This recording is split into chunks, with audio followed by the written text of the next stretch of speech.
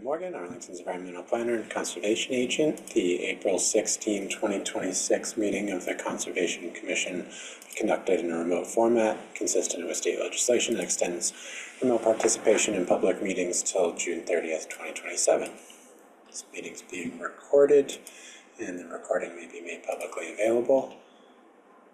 I'm going to skip putting the link in the chat since it's only here, or only us here so far. Is that true, Jackie? Am I seeing the full list? Yeah. So I'll post the meeting materials. Join. And I'm going to forego the rest of this speech because the rest is meant for attendees. We're not obligated to fulfill it. So Chuck, over to you for agenda and attendance. Okay, so since there's no harm and there's no foul here today, I'm going to read the agenda with my eyes closed, okay? Because no one's paying attention. So first on the agenda is a review of the minutes, and that's April 2nd. Then we have correspondence.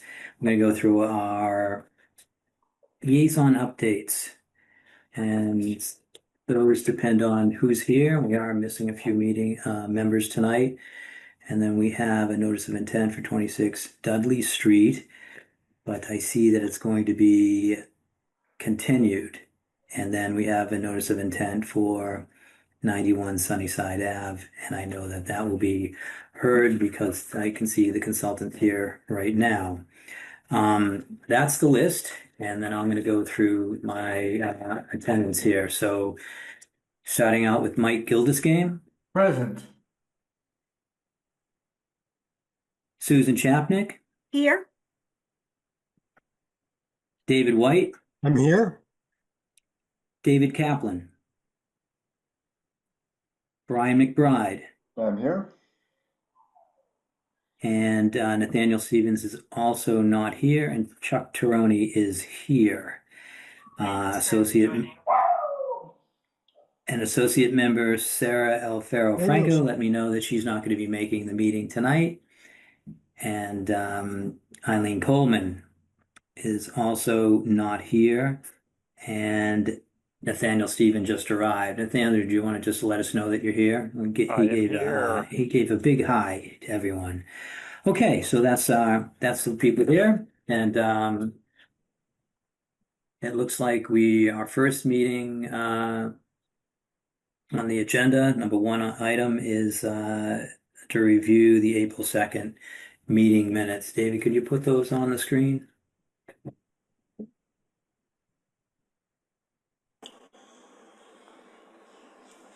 So is this the first time that we're using the new format live? No, we went over it with Jackie at the last meeting, I believe. Very good. So you've seen this format before then. And Jackie, edits were made prior to this getting posted to Drive, is that correct? So Nathaniel had submitted some edits and I accepted most of them. There was one question about whether we were referring to the Recreation Department or Park and Recreation Committee, which I was not sure. So maybe someone can clarify that. Do you remember which section that was in? I would guess it would be in the updates section. I think it was towards the. Was that about Elaine? Could be wrong. That segment? Park. Doesn't seem to be there.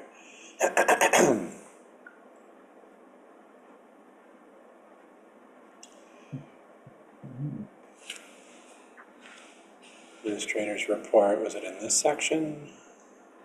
Administrator's report.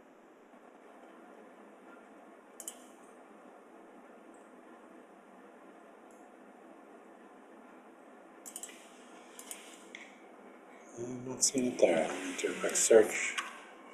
David, there was one where I had mentioned Elaine Crowder's presentation to the Park and Rec Commission. I don't know if that was it. True, let's see. So there was the fishing line working group discussion. That's definitely I made a few Park and edits that Rec. not show up here. I don't know what happened. Right. Do you know what they are offhand, David? Related to Alewife Brook at the end. Okay. Let's get to that after we get to the bottom of the Park and Rec question. So this all seems correct to me. All refers to Park and Rec. And then the alewife piece then was farther down, I believe. Discussion that Brian raised. Save the alewife brook. Okay, mine are there. Okay, we got them. All right. I think then everything is accounted for. Any further changes, thoughts, concerns, etc.? I just have a question. How do we make edits to this now? What is the process? I wasn't here at the last meeting, so I didn't make any edits. But what is the process now that we have a new system? So the only way to really make edits if you are not me or David with access to the system is for us to download a Word document, and then people can make changes, I guess, one by one in the Word document and send it back to us. But it's definitely more difficult than it used to be, because if we put it into Google Drive, that would probably mess it up. We have to edit the Word doc and then re-upload it, and we can't change the headings too much or the order, or it might mess with the system. Okay, I so I typed guess my my changes next in the Google question, document online today. excuse me? I typed my changes into Google document on the drive today. That seemed to take. I downloaded this version that we were looking at from Drive, and so I guess we should compare versions tomorrow, Jackie, and make sure that the one that you upload includes David's revisions. Okay. Yeah, I didn't think you could edit the Word document in Drive, but what I did is I changed the Word doc based on Nathaniel's comments, and then I put that into Drive. But I wasn't expecting us to be able to edit it there. Maybe it is possible, but I'd caution against editing the formatting too much, because the system has to put it into the ADA format Yeah. when we re-upload. I'm wondering if it might be better in the future to use a PDF for the version that we share with the commission, and then we can accept comments that way, and we can revise the Word version that goes into the minutes system with those edits. Might cut down on the versioning and formatting errors and so forth. I have two questions then. One, is this okay because we're serially editing? And I thought that wasn't okay Right. The version control with issues. open meeting law, because it's not in a public forum. And previously it was just Nathaniel and I really would do edits, and then the rest of the commission would edit in the public meeting. Which was okay because it was just two of us, and that's not a quorum. If we're going to allow everybody to edit, I'll defer to Nathaniel or Chuck on this, but I don't think that's okay. Right. I think we got into that issue before. So yeah, that's I think Susan's correct. Yeah, I didn't realize the old system was restricted and only open to Nathaniel and Susan. Well, it That could would be have two made me people. feel Yeah. I would have felt a lot less guilty It's for a just year if I had we're the known one, that. well, you got copied on it. You just never responded to edits, but you were always But don't copied. feel I guilty. think The that would have chair's been nice always to copied. would have been Yeah, nice the to let chair's us always know copied. it's the guilt-free minutes version up on the website. But Yeah, no, I can even, relate to like, how do we make changes? I mean, We do manage it, if, yeah. yeah, isn't that supposed to be part of this? We upload a new system. It's supposed to be like it's thought through from one end to the other. You know, is it what's the town's suggestion? I guess I have to turn to David Morgan for that. Like, what do you think is best? You want to use that PDF thing that you were talking about? And then with that, we got into, is that an open meeting law violation? Yeah, no, I think it's a fair point, and I guess I was thinking about still only having a few folks editing it, just making the assumption that that would be the case, but you're right. I mean, it is not conformant with open meeting law to have everybody in there doing it, unless we're doing it live. I don't think we want Yeah, I to think take what's going that to down. happen though is Nathaniel is given his resignation. He'll be leaving us at some point soon. I feel like people will just step up. I mean, it has been Susan and Nathaniel's been pretty accurate, but if it's just Susan, that's kind of unfair. We're going to see someone else, or maybe other people will, with that understanding that Nathaniel's no longer doing it, other people will join in. So I think it would be better to try to figure out a way where more than just two people would have access to making these changes. Well, it's not a question of access. It's a question of what is legal. Compliance with the open Yeah, meeting law. Yeah. So maybe yeah. rotate. I don't know. If we have a few people, as just like how Susan and Nathaniel review it, and then everyone can see it when we upload it to the shared folder, and then they can send comments individually back to me to edit the minutes. Yeah, I think that's fine. We got into issue of circulating people's drafts of the proposed edits. That's where the issue is, but they can certainly send them back to Jackie. All right, so we'll leave it with Nathaniel and Susan, edit the minutes. And if you see something, you'll just have to send it to Jackie on your own. Well, I like the idea of rotating. I mean, we have 7 members. So, and why don't we rotate? We take, 2 members volunteer each time, 2 members obviously that were at the meeting, to be the ones to do the edit for that meeting. And then everybody won't have to do it more than once every 7 meetings. It's not a lot. And will that comply with the open meeting law? Yeah, because we're just Yeah. doing the physical edits of that first time, and then Jackie uploads it, and then you guys, all the rest of you, can send edits personally, separately to Jackie. Right. It's just that the version that you see is a little polished, because that's the way we've been doing it. With the idea that if we polish it a little bit more, there'll be less time taken to revise the minutes. Exactly.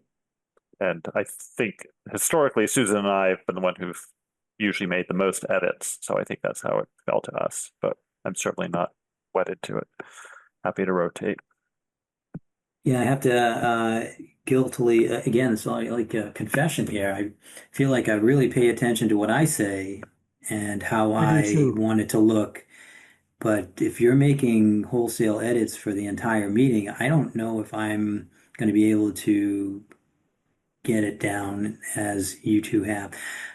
Running the meeting and doing this is, difficult, but I had never done it before. I would always just paid attention to what I wanted to say, and I recognized that in the minutes as, that really wasn't what I said. And so therefore it's easy. Precisely. Right, and that's what you should do. Anybody who's not doing that first polishing. So what Nathaniel has said is we're doing this polishing, for general Yeah, discussion you missed about my a point, hearing or Susan, because whatever. you just Yeah, said that yeah. anyone not doing the first polishing. I am talking about the first polishing, which you're calling Oh, that, okay. because Okay. you're going to rotate that job around. And I'm saying I don't usually pay attention otherwise. And David White is agreeing with me that, we're not, the rest of us are not used to, you know, uh, the entire meeting. We can make comments, I guess, read through it. We'll have some things to say, but it won't be like a rewriting of the actual minutes. So I'm not No, but sure I- if that's gonna, Yeah. Two thoughts is I don't think we ever rewrite the minutes. I mean, yes, we go beyond to what we've just said, but I also read sort of in mind for clarity so that a member of the public who has no idea what's going on can read it and make sense, to spell things out often. The second thing is we could consider cutting back on the meeting minutes. We do way more than what's required by the open meeting law. We really only need to list the topics discussed, actions taken, and the documents reviewed, along with where the meeting is held and who's in attendance and who's absent. So we really do go beyond. This is we're doing best practice, memorializing what's discussed, and the really best practice, especially with hearings, is to memorialize what information we requested and whether continuance was those procedural things. And we have to, of course, record all votes, motions made, and votes taken. So we really do go on beyond what's needed by summarizing each person's comments. So that certainly is one way to cut back on the amount of work.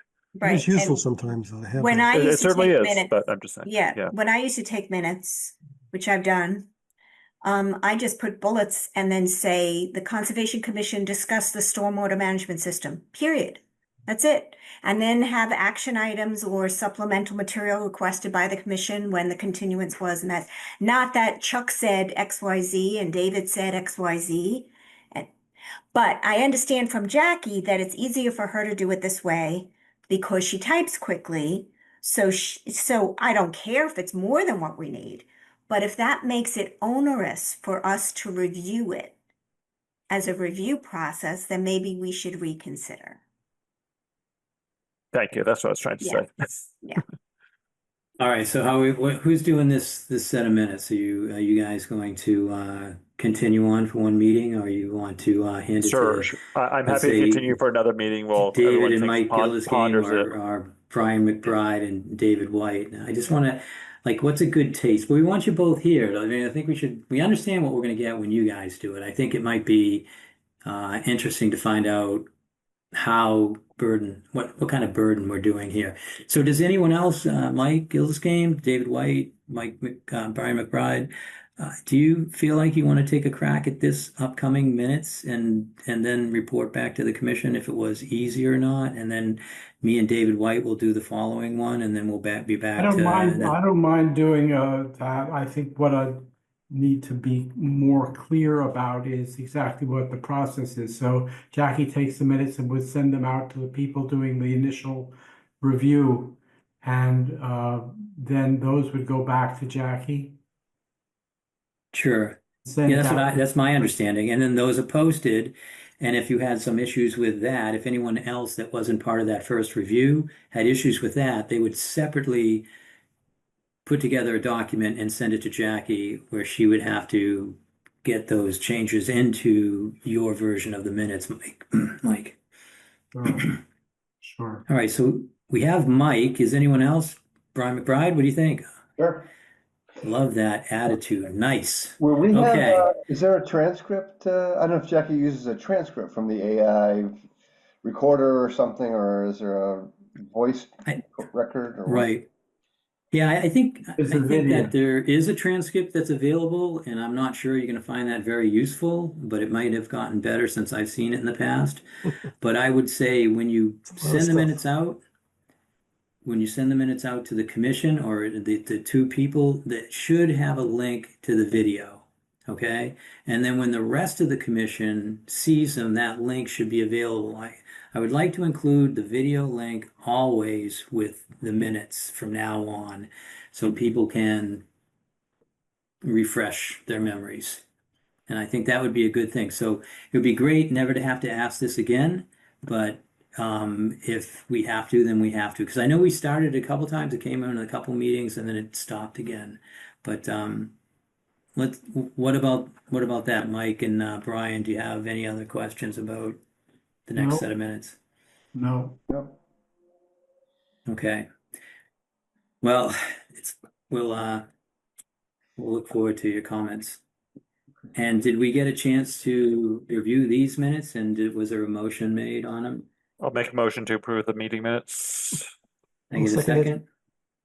That was Nathaniel Stevens and David White. And so we have Mike Gilderscame Yes. and Susan Chapnick Yes. and Brian McBride Yes. and let me just go back and say Nathaniel Stevens Yes. and David White. Yes. And Chuck Teroni says yes. Okay, so the meeting, finished that. Okay, so correspondence, all the correspondence that we received from the public is available, and for a full list, contact the conservation agent. And they will help you with anything that comes up. And if you have any trouble, we have a Thorndike page and we have our own page of our other correspondence that have to do with our meeting agenda. But again, if you can't find the page or you're having trouble downloading things or viewing them, reach out to David White. I just want to make David quick. Morgan, you mean? Oh yeah, David, sorry. David, I'm not I'm doing sorry. David's job. Yeah. You're just doing, yeah, you'll be doing the minutes the next time, not David's job. So speaking about correspondence, we did receive some correspondence from DEP, and so we received Mass DEP, unfortunately, issued a superseding order, Thorndike Place application, agreeing with the applicant's proposal. The decision was made on April 10th. An appeal can be made to the Office of Appeals and Dispute Resolutions. That's OADR, with a deadline of 10 days after the stamped or written date on the superseding order. And my understanding is that would be April 24th. And so we do have abutters not appealing. I don't know if they're going to appeal, but they have an option to do it. But I'm sure the town and the Conservation Commission has also the same rights of appealing. So I didn't know if that's a conversation anyone wanted to have. I saw an email saying it could be pretty expensive to appeal. Yeah, it could be, and I'm not sure we're supposed to think about that, but sure, it could be pretty expensive. I think we had our say, and we had our say in the appeal also. I'm not sure if there's any stone left unturned that I don't think that DEP looked at, but if anyone else, I think Susan, you also were in the opposition. I wanted to know what your thoughts are. Did you have an opportunity to read the superseding order? Respectfully, it was a big nothing burger. I mean, they didn't address why they thought it was okay. They just basically regurgitated what the project was, and didn't specifically address the issues that were raised during numerous hearings, about stormwater that I could see. I mean, they just said they reviewed it and this is appropriate and this is consistent with the regulations and they did talk about the gravel underneath the one of the stormwater units not being a requirement to look at separation under there. But other than that, they didn't really talk about the mounding, which I was disappointed because I wanted to hear kind of a technical justification for that because there was we remember, because we had a split vote, there were very technical issues, which I was hoping DEP would grapple with at a very high level, and they did not. So that was disappointing to me. I also didn't see any real special conditions other than their usual special conditions. They added an environmental monitor, but they do that all the time. So it was a little disappointing to me, the lack of detail in the response. That's just my personal opinion. Yeah, so I know I agree. There was not too much there. I have been appealed a few times in Reading and was always disappointed with the process that DEP took. I believe that they're only trying to keep the peace, and there's no, to get into the depth that we did in our hearings for DEP, I would have been surprised. So therefore, I guess I read through that and I was looking for more of some interesting conditions that kind of mended the fences and I didn't see any. I don't know, Nathaniel, do you have any comments Uh, on this that's going to yeah, help? I was just say, yeah, well, yeah, welcome to my world. A lot of my cases that I handle are like this, where we get an SOC from DEP and you don't get that explanation that you're seeking.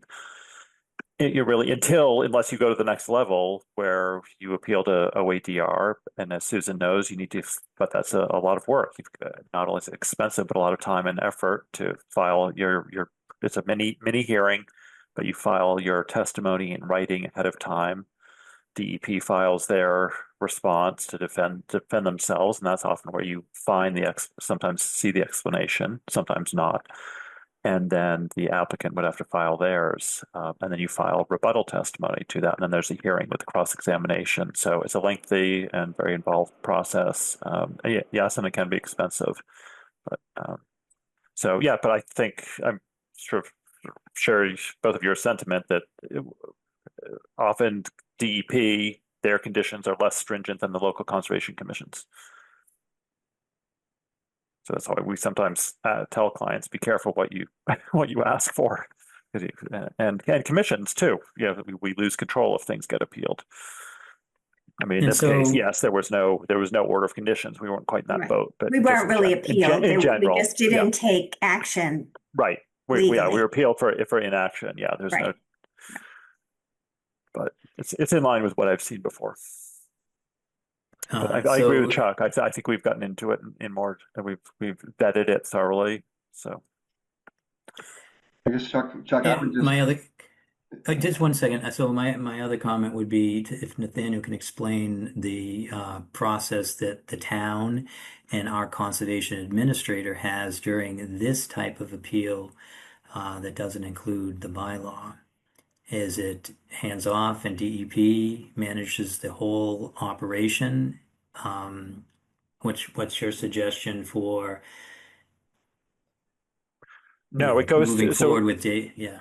so it goes to a separate. So when this OADR, Office of Administrative Appeals and Dispute Resolution, is at DEP. It's a separate office within DEP. They're the administrative law judges who run the process and who will hold the administrative hearing. They're walled off from all the other staff, including the DEP attorneys. So I mean, it's a little confusing.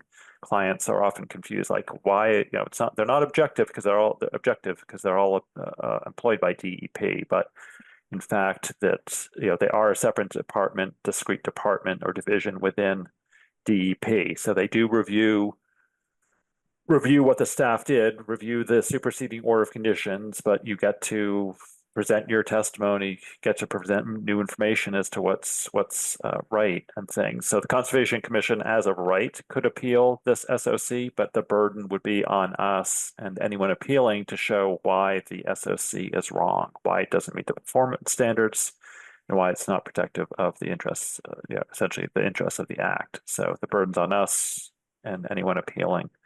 But why Sure, would we that was appeal when we do that. didn't vote on it? So we It doesn't didn't matter. we didn't It take an doesn't matter. action. Oh, it doesesn't matter? Okay. Doesn't matter. No. It's all de novo. It was de novo review. De novo review again? From, Okay. yeah, from when DEP is looking at it, they're not necessarily reviewing. When the request for SOC was filed, they were not evaluating our actions. They Right. are looking at this anew, looking at asking for more information, asking questions, and saying to the applicant and to any other party, give me all the information. We're going to make an independent determination, as if the NOI was filed directly with us and issue the Right. SOC. And then Right. when that next stage, when you go to OADR, it's sort of all new all over again. Everyone has to file their testimony and state the basis for their position. Right. I must have I would not. be, Yeah, I'm sure, go sorry. ahead. I would be uncomfortable taking this to OADR as from the Conservation Commission when the Conservation Commission wasn't unanimous opposing the project. So I would feel uncomfortable. If we were unanimous opposing the project, that's a different thing. Then I'd feel, very comfortable. Well, it would go through a vote, Susan, and we'd have to get a quorum to decide that this decision, it's about the decision, not about the original vote. Do we agree with that decision that they came up with, looking at the information? So I don't think we're going to get that. But I think that don't would be think, the same as Yeah. the vote we had already, but whatever. but Yeah. I But it's wanted not to impossible redirect. because we could be appealing on the ground that we don't think the conditions are sufficient enough. So Yeah, Oh, I see what you're exactly. right. saying. So Okay. we could say, I see. Hmm. we don't, some of us may not like the project, but we could also say this is not protective enough. They're not sufficient conditions. You could appeal on that Yeah. ground too. Some members might have hung their hat on certain conditions which didn't make it through the SOC.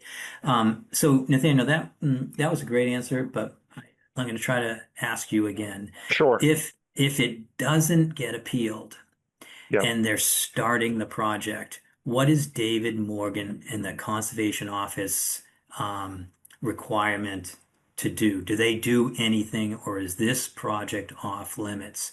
Or do they review? I know we have other departments in town and which has other conditions in it, but what is David's responsibilities if it just goes to a construction starting phase, no appeal is taken?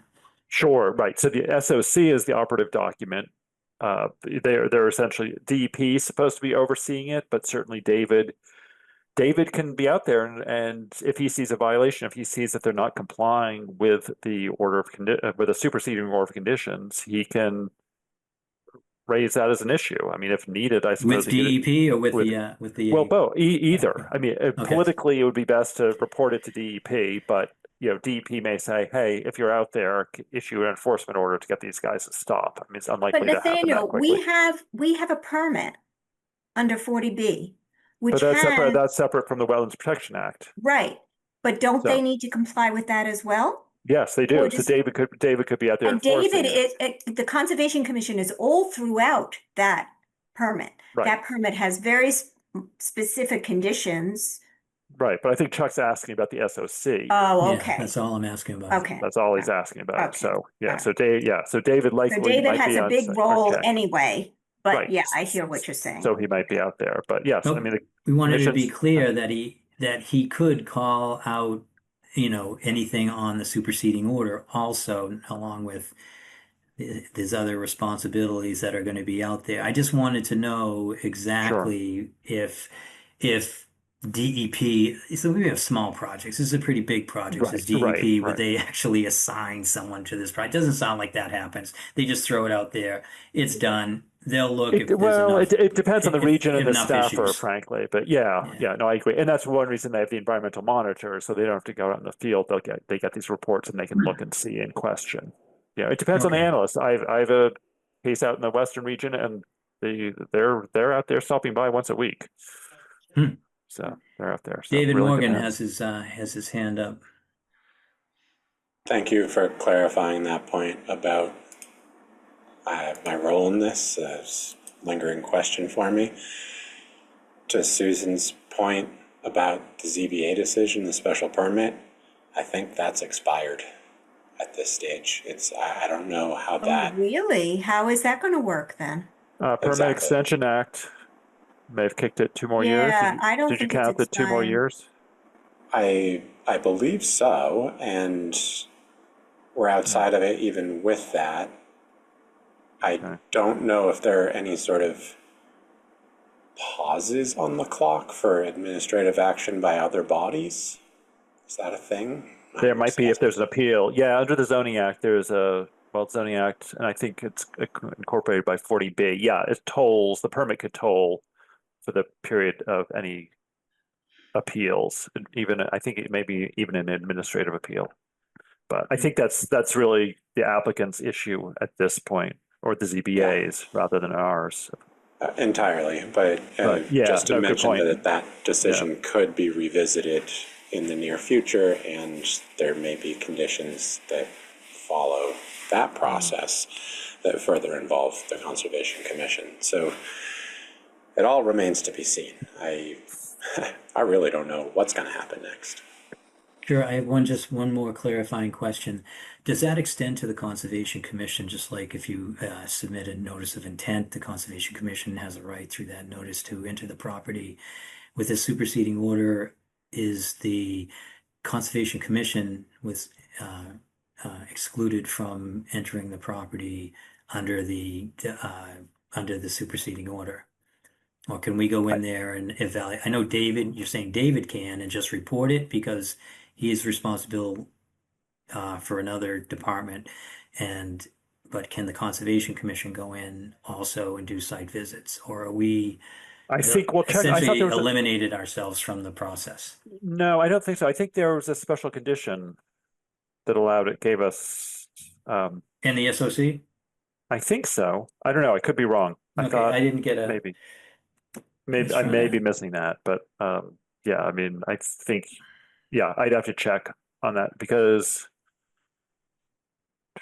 Susan's probably I'd have to looking check the now. regs. So yeah, All right. The we can double check. the SOC does allow the Conservation Commission to get information and act along with DEP. I forgot where it was though. Yeah, I think so. So we Yeah. can. Why don't we read that? I think it would Yeah, be we that. have to read Okay. each one individually. Yeah. Okay, let's that was good. Let's move on to Oh, sorry, Chuck, I had my hand up. oh, sorry, didn't see that. Yeah, I was just wondering, so during that process, we made a bunch of requests for conditions and certain actions, cleanup and plantings and restoration. And I'm not clear whether those were considered like special conditions that were eliminated by DEP's review, or they were kind of rebuilt into the proposal by the applicant and therefore will be executed. I don't know if that makes sense what I said. Yeah, it gets messy. You're right, because if they could have revised a plan and DEP could reference that plan somewhere in the permit, by referencing on the plan reference section of the SOC. So yeah, it can get complicated with these larger projects. So you would have to see the details of what exactly the plan finally was approved and whether it had those habitat protections or so forth. Okay, thanks.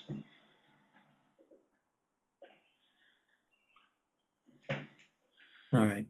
Have we exhausted that topic? I still think there's a lot of Can questions. we get an update from David Morgan I would like him to reach out to the ZBA and find out like what's going on with that permit, if it really expired, what happens.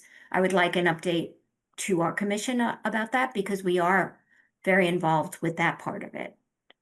If it, in terms of the conditions.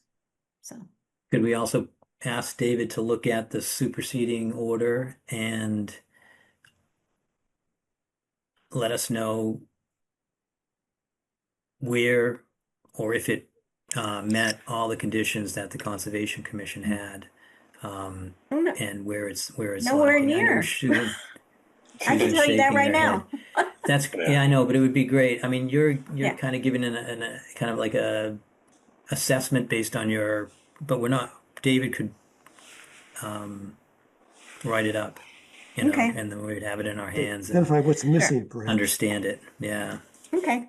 I think if you could look at both, David, and kind of let us know what we're allowed to do and what we're not, and what we've lost out by going through this process, it might be a good lesson for all those who are not retiring from the commission to know about. And it is something that you want to learn from your life experiences, and this certainly would help. Very good, will do. Maybe a legal note somewhere. Okay. All right. Any other questions on this subject? Seeing none, let's go to David White with the Water Bodies Working Group update. Okay, water bodies. A lot of things happen in the spring. Spy Pond. David, do you have a contract for Spy Pond yet? No contract, okay. In the Checked works. in on it this afternoon. It's just a contract renewal. It should be very easy to do, but I don't have an update on where it sits yet. Okay. It'll start sometime next month or so. Great. I think we have a contract for Hills Pond, and they came by on the 14th. Any report on that? I don't have the report as yet, probably tomorrow. Okay. Okay. Things are happening. So I think Brad Barber mentioned, everyone's going to correct me when I say limologist, a report. That comes later. I'll come to that later. All right. When you get to that, I have a comment. Yeah. And going through my notes here in sequence. Funny me, I thought you were done because you paused so long. Okay. No, I just let's paused. go. I was going to say, basically, in terms of the fishing line work, we had some volunteers come by Hills Pond to clean up the fishing line that was there. Not the friends of, but some other volunteers. Also note that the fishing line receptacles are up all around water bodies. Also note that the Spy Pond people also do fishing line cleanup as part of their regular activities. So sort of background on that. Okay, reservoir. Water levels coming up. I think we are working on the plans for water chestnut harvesting and further monitoring of the pond, of the reservoir this summer. Now, the climate is sort of a tricky one here. There's several things going on there. One is that the water level is quite high in the pond. And I think maybe one of the outlets is not working. Dave, anything on that? Sorry, is this McLennan or the res you said? McLennan. Yeah. I don't have word on it. I asked the head of DPW to have somebody go by and check it out. Presumption is the lower drain is clogged per usual, and they'll clean it out. The top one is functioning as expected, so no concern about flooding per se, but there are submerged trees and so forth that we want to protect, so see if we can get that water level down. Yeah, there's submerged trees all along the shoreline and the berm too, so that's a potential risk for those trees. Also the no mow signs. I was by there and I saw some signs on metal posts, but I didn't see anything on wooden posts. Anything about that, David? I think they just did U-post signs. They're rather tall from the pictures. They look like they're 6 feet or something. I mean, they're regular street signs kind of thing. Yeah. A little odd, Do you think but the other at least signs they're will in. be, do you think they'll do the other signs, or this is what we're getting? I think they think that it's done, so we would have to Okay. request further work. Did- They didn't complete the job. Looking at it, David White, do you think it needs more signage? Well, we had a plan, and Jackie put together a plan for where the signs go. And I thought we had agreement they would put them on wooden posts. So I don't know what's fallen through here. Yeah, I don't know. I don't know why they put them on the, I mean, I'm is it such a I'm problem that it annoyed needs to be by wooden posts? I mean, seems it would follow certainly through. look better for the area. I thought DPW said they're going to do it, and they did something totally different. Not totally different, but very different. Hmm. I don't know what to say. I'm not I'm not talking to DPW about this project, but um it's you know shouldn't be a big deal. I mean, I expect it shouldn't be a big deal. Isn't there a path right there? They could have had access to that, auger them out, drop in the 4x4, the 6x6. There's access. There's no problem Yeah. with access. Well, I think we just should just say, let's just live with this. It's not, it's something. If they cut in the areas where they're not supposed to, we could suggest other signage. I think David Morgan, sorry, showed a plan that had different posts in different areas. That's how I Yes, read it. yes. And we got the ones that are further away from the water, and these steel posts. I guess we'll just see if they can keep the Yeah. line and not mow Let's wait and see behind what them. happens. That'd be best. And then we could just save, another request coming up instead of Yeah. having them come out time after time. I used to be a little annoyed. Anyway, Yeah, it's too bad. If it doesn't work, we'll have another shot at this. let's see here. Anatomy Brook. What's happening with that? Any plan for signs or any celebration there, David? How's that coming? Jackie worked on some sign concepts. I haven't been able to look into them much further than that, but we do have that first step taken, and we'll think about planning an event when we have a final sign and production date for those signs in hand, so we have Okay. something to celebrate. We have some sort of celebration of the new brook. Also, Spy Pond. We talked about Spy Pond, and the pattern for years is basically to identify and treat invasives. We're thinking of a more in-depth analysis of what could be done with Spy Pond in terms of encouraging healthier environment with native plants as well. So we're looking into the possibility of having someone, a neurologist, do a study of the options for Spy Pond. That's very preliminary stages, and so that's in the works. Let me say, in the works. How would that study be funded? That's the question. So does this look like something, Brian McBride, that could be presented to hire a lemologist with the concept that we've been trying to get on top of uh, the invasive weeds out there in Spy Pond for years, and we just need to look at it differently. And so this study will help us create a plan to manage Spy Pond for the next 25 years. Maybe it's just 10 years. Do you 10 think they years, would maybe. go for a study based on that? Because it would help us set, treatment levels also. Yeah, maybe, I'm sure plans as well. maybe. I don't know. I try to how to think of, is there a payback, do you think? Like you would spend less money on treatment because you had a more effective treatment and I think one concern is that basically there's very little native plant life left after all our treatment for invasives.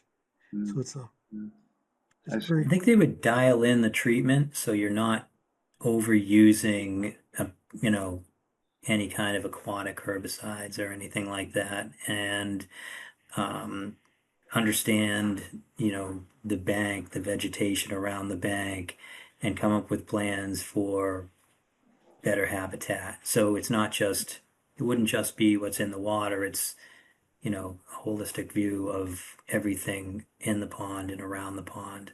Right.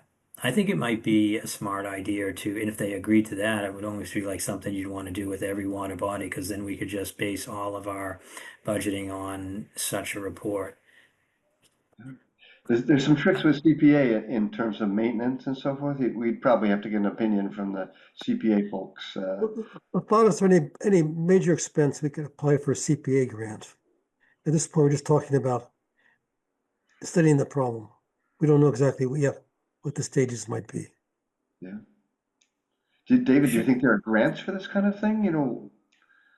Water body protection grants? I think CPA is a stretch, but I don't know.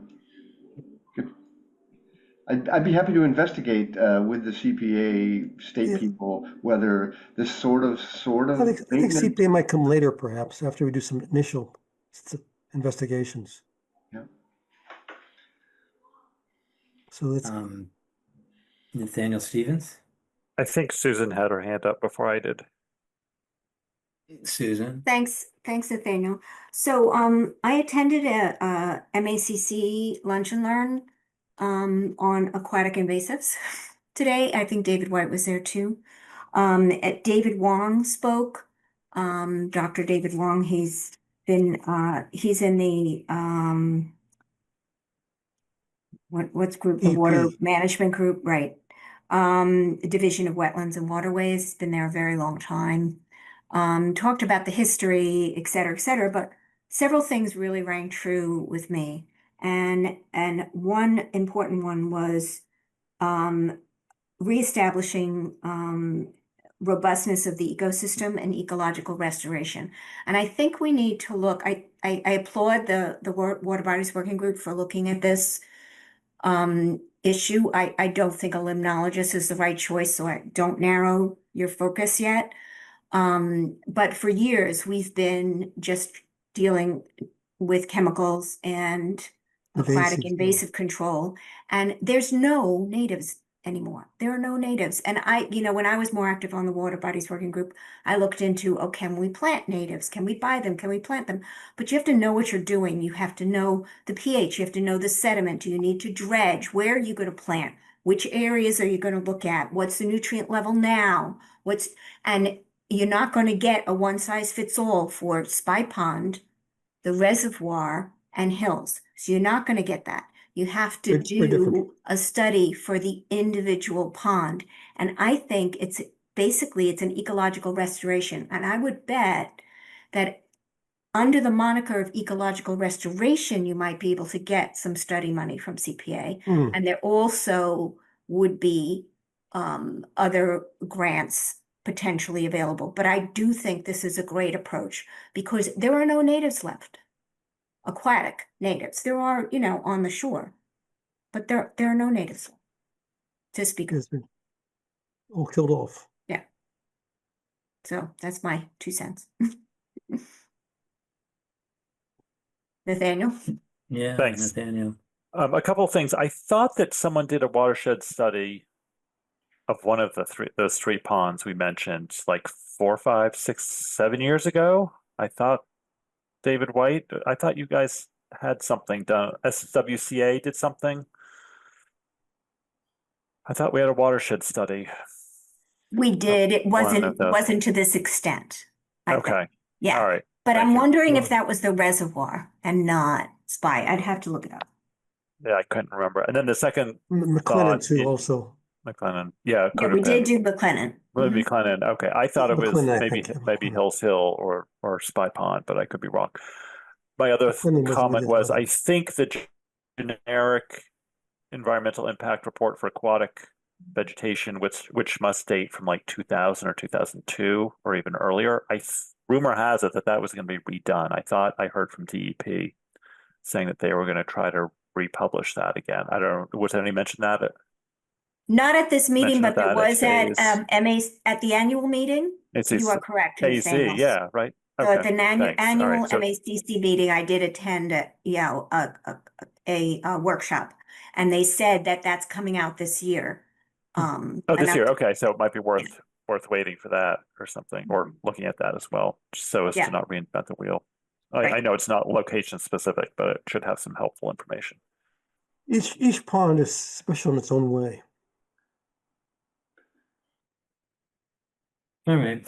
So I'm I'm also kind of want confused. to mention Where was the thing money about coming the from? the talk today. There's a lot of semi-tropical invasives that are coming our way. 2 invasive plants are coming. As our waters get warmer, yeah. Which ones? He mentioned 3 of them. I forget the names, but they're all identified 3 big ones. They're coming our way. I don't even know if that's worth even talking about. The only thing we want to know is if it will, if Reward or all the other chemicals we put in Spy Pond will handle them, That's all we need to know these days. Or if you have to It's come up with a FYI new at this point. invasive treatment. I don't know if it's still in existence, but there used to be a Lakes and Ponds program in DCR, Office of Water Resources, that was very helpful in doing some of these projects.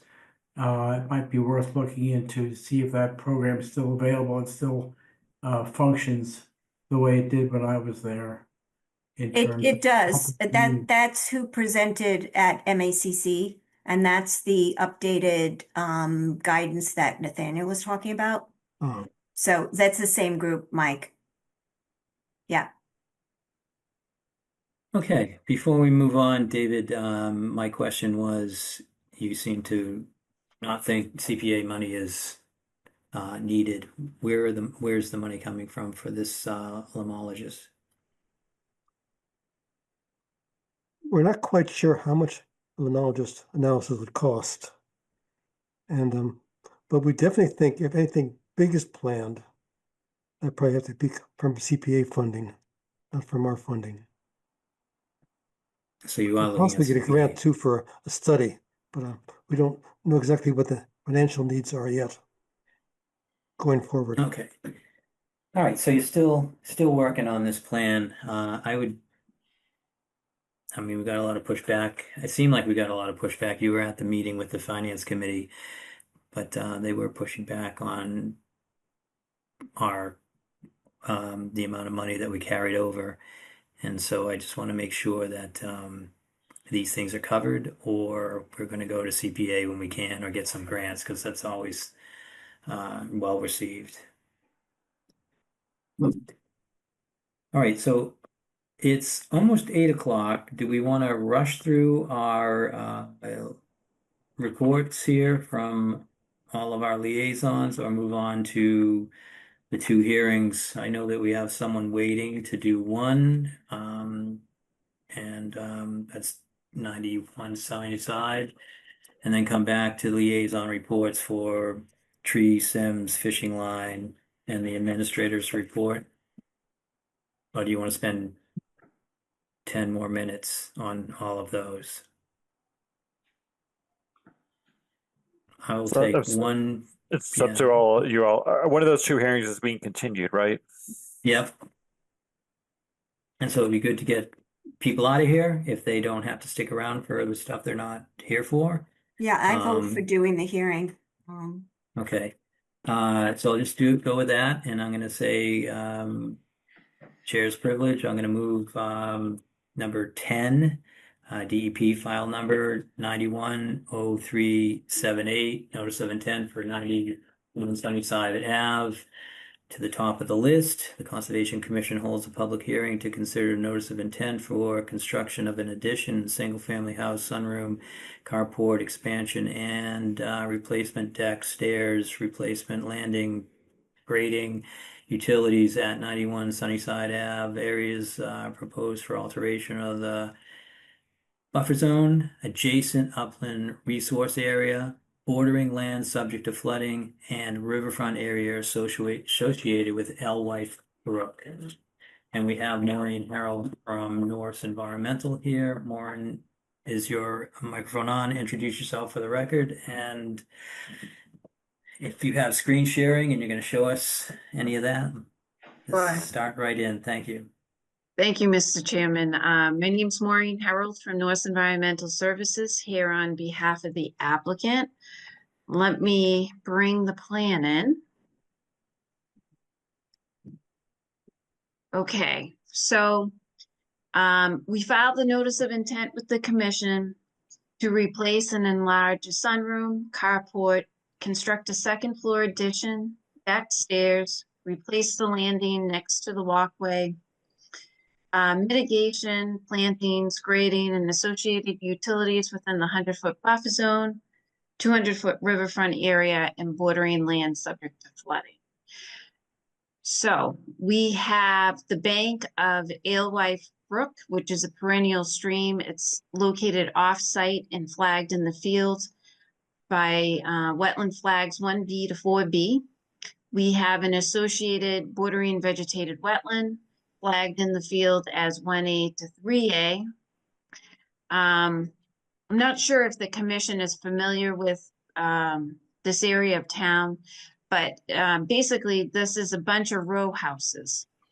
And there's a 10-foot wide right-of-way drive that separates the resource areas to the property.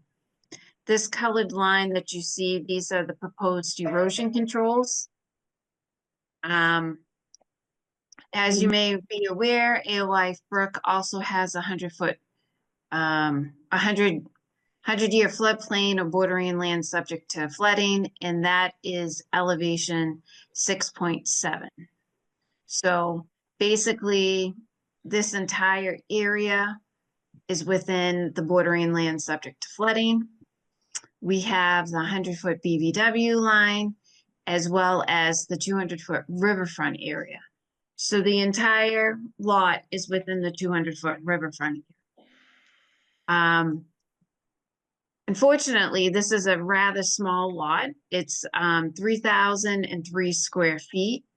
So we are able to meet the redevelopment for the riverfront regulations, but it does get a little bit tight because it is such a small lot.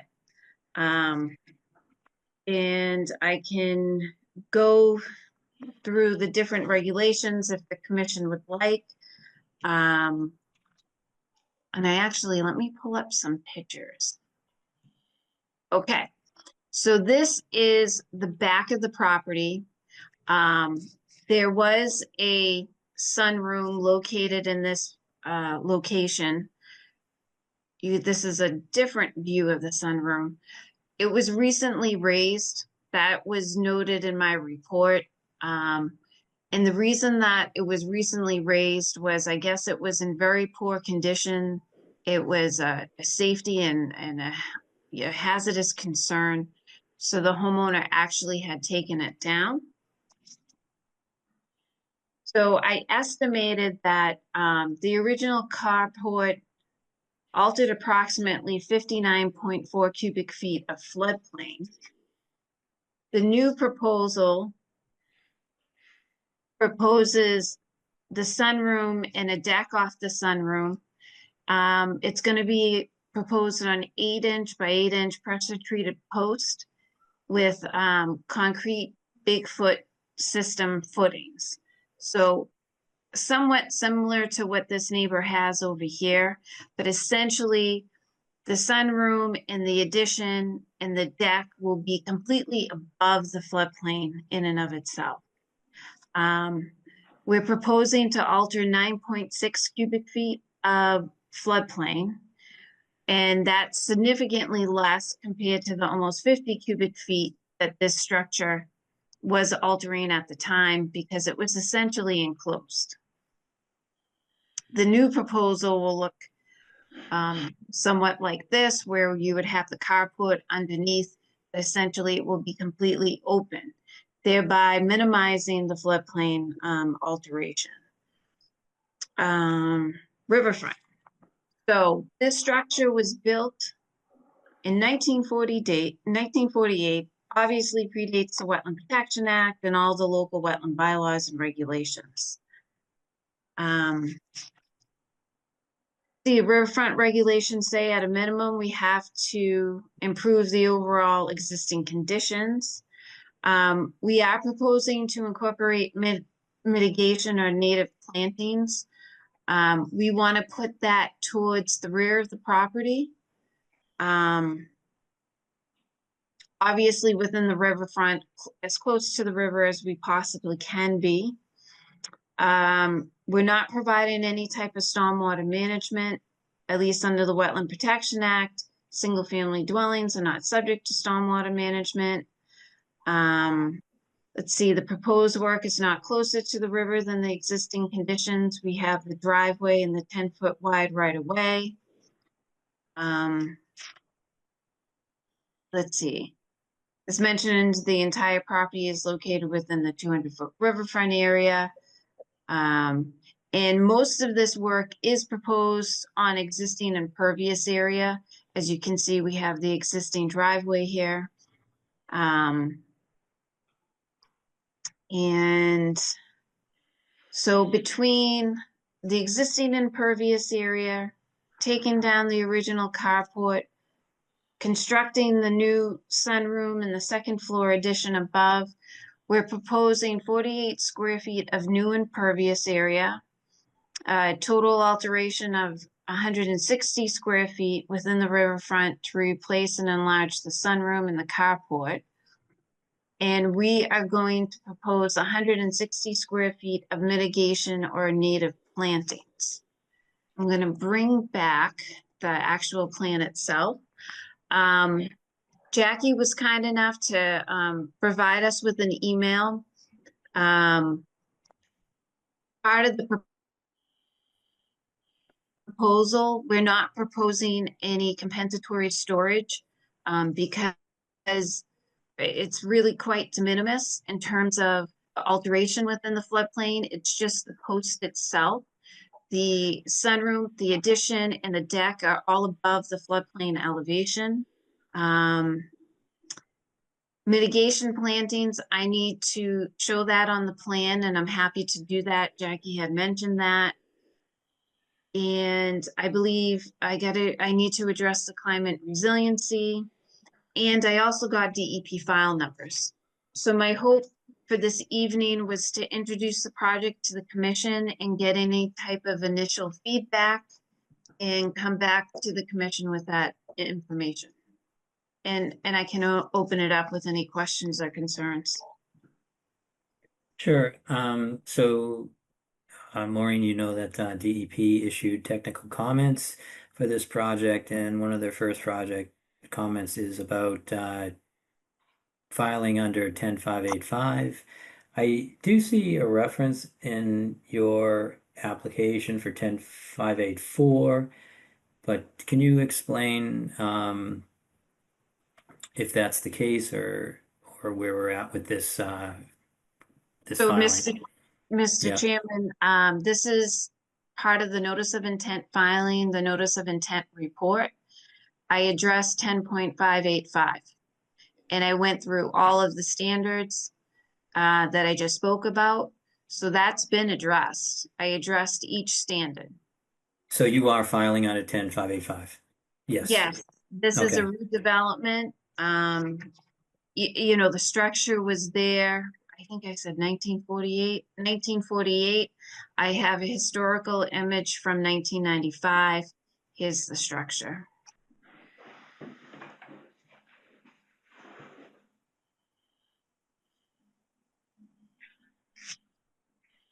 And the other thing they seem to be bringing up is 10585E, which is that 10% rule. And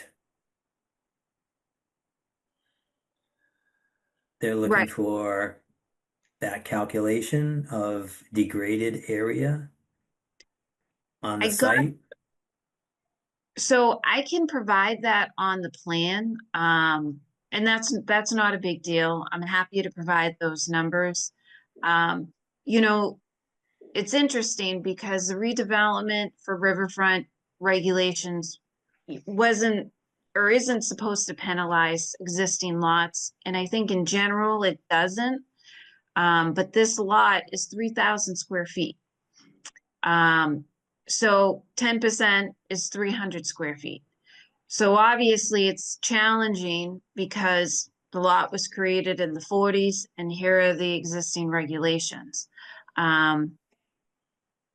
We are proposing 160 square feet of alteration within the riverfront, and I can provide 160 square feet of mitigation or native plantings. And I'm just gonna go back to the pictures for a minute. We have some areas of lawn that we can eliminate the lawn and put the native plantings. Again, it just gets a bit challenging because the lot is so small. Yeah, so in E, the way I read it is that if you're over the 10%, you have to mitigate or restore, but it's only the amount over everything that already exists on the site. So is that 150 square feet? Is that what you're saying? Yes, so that's that 160 square feet Yeah. in total. And I'm proposing one-to-one mitigation because we are within the outer riparian zone for 160 square feet of mitigation in native plantings. So you're using A and E, so the improvement over the existing condition is also the plantings, and you're also using the plantings area, or you're restoring an area that's impervious now to the area where you're going to be planting. How's that? Then you could combine them. But what are you doing to meet that? Because I'm not sure you can have one solution for all of A through E. I think we can. So the regulations for A, it says at a minimum, proposed work shall result in an improvement over existing conditions. The improvement over the existing conditions is eliminating some of the lawn area and providing native plantings. And because, as I mentioned, the lot is so small, and I need to do mitigation plantings for 160 square feet of alteration, which is really quite small in the whole scheme of things within Riverfront. I'm going to propose 160 square feet of native plantings to remove the lawn. I'm not aware of, not being able to use both for A and E. I haven't Okay. encountered that. I will look into that. That was my understanding because how I look at this is everything's a rung on the ladder. You have to pass each one. So what is it? What are you doing for A? What are you doing for E if you're over 10%? And anyways, I'll look into it. I'm sure that we'll have at least one other meeting. So with that, and that request to let us know, I'll find the language and I'll send it to you, or I'll find it tonight and say it. But you have to quantify the amount of impervious surface. It's Alicia's language, and I've probably said it to you a few times and sent it to you a few times, but that's what I'm talking about again. And with that, I'm gonna go to the only hand I see up, which is Susan Shaptek. Just one follow-up, excuse me, Susan. We do show the existing impervious area on the plan. But I can break down those numbers for everything that I presented. I got the impression that's what DEP wanted. Yeah, and they're saying the applicant must detail the square footage of the existing graded area, proposed permanent alteration of the riverfront area, and the proposed riverfront area restoration and or mitigation that is being provided. So, I mean, they're pretty clear, and that's their request, but we're going to have our own requests also. So, if that's it. Let's talk to have Susan have the floor. Thank you, Chuck. So I have some questions about this, but I also remember that we had an enforcement order and an RDA on this property, and I went back and looked, it was 2022. Looks very different, my pictures from then than what you showed now, so I don't know what happened in between. But the RDA had several conditions at the time. It was a positive negative, meaning we agreed that it was in the resource area, though we did not say that the delineations were correct. We didn't check that, but we agreed it was in a resource area and that it wasn't going to impair the interests of the act, with several conditions we put on the RDA, which of course, we don't follow up on, which is the problem with RDAs. So there were going to be permeable pavers. The driveway was going to be changed to permeable pavers. It doesn't look like that happened. And No. there was going to be 4 to 5 native plants planted. It also doesn't look like that happened. So I'm a little concerned that what we had discussed in 2022 didn't happen.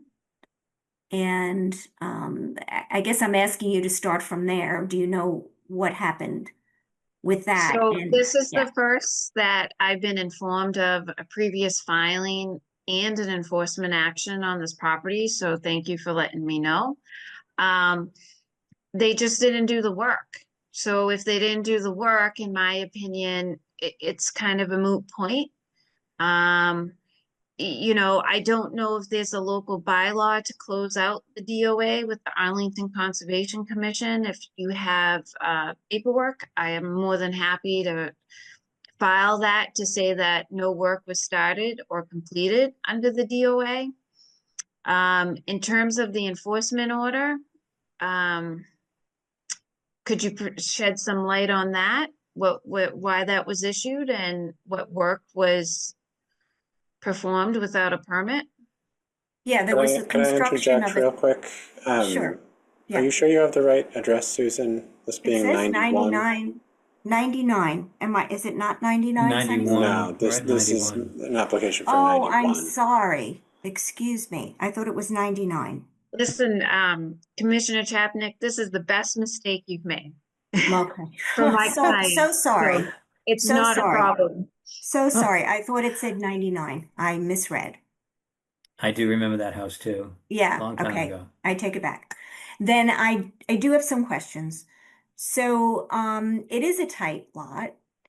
Um we are a commission that is consistently looking for improvements in riverfront area, and um I am concerned about the same things that Chuck said about double counting mitigation. Um and I'm wondering if there's an opportunity for increased enhancement um, with some kind of stormwater, roof runoff management, or some kind of permeable pavers for whatever driveway is left. So I'm just looking for some more enhancement of riverfront for putting the proposed addition in. Because even though it is a tight lot, I agree. But we also could just say, well, you can't put the addition in. The lot's too tight, and this is riverfront area, and we're just not going to allow it. Now, we don't usually say that. But you see where we are between a rock and a hard place and trying to protect the interests of the act. So I'm wondering how you feel about additional mitigation of the kinds I just mentioned. So regarding the permeable pavers for the driveway, I can certainly speak to my client about your suggestions. At this point in time, his plan was to leave the existing driveway as is. And to rip up the driveway and to put permeable pavers down, it comes with I would think, fairly substantial cost. But again, I'm happy to discuss that alternative. Regarding the infiltration, I can speak to him about that. The addition is a rather small addition. Another alternative is we could possibly do a drip line trench. Around the roof line or around the lawn area to provide some infiltration. In terms of the water table, my memory of going out there and flagging the bank of the river in the BVW, it's relatively flat. So normally if you do any type of rooftop infiltration, you need to be a minimum of 2 feet above the water table. And I'm not sure we would have that there.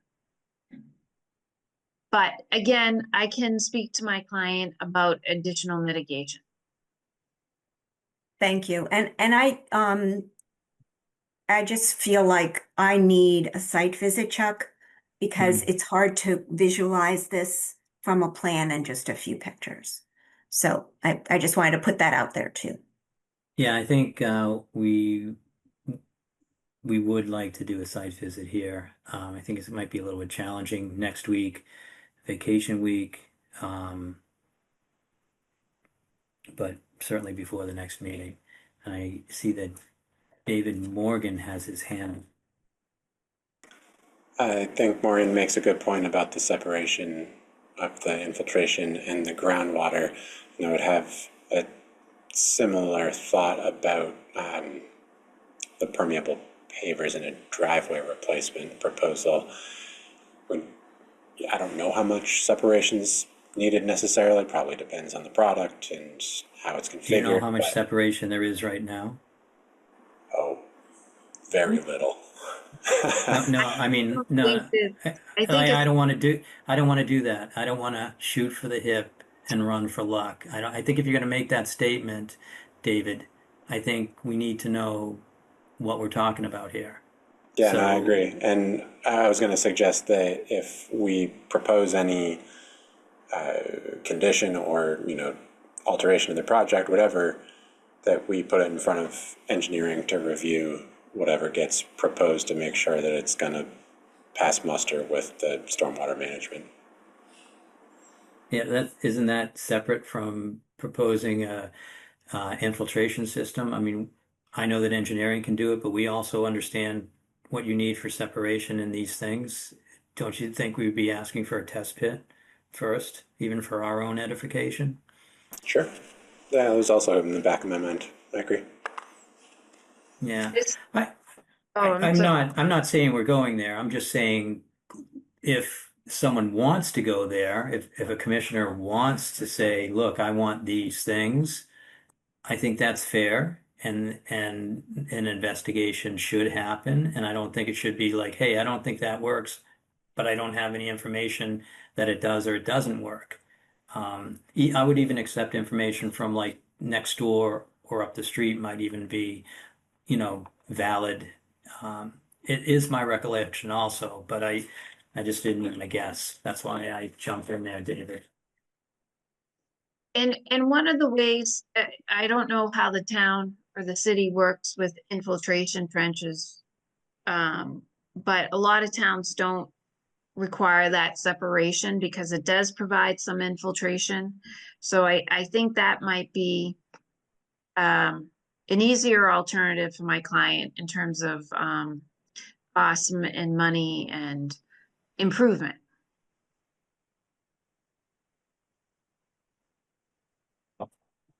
Yeah, I think we're willing to review anything that's proposed. Susan's just merely saying that she doesn't think you met the standards with what you've proposed here, and she gave you a couple of alternatives. So it's up to you if you want to choose those or if you want to come back with something else.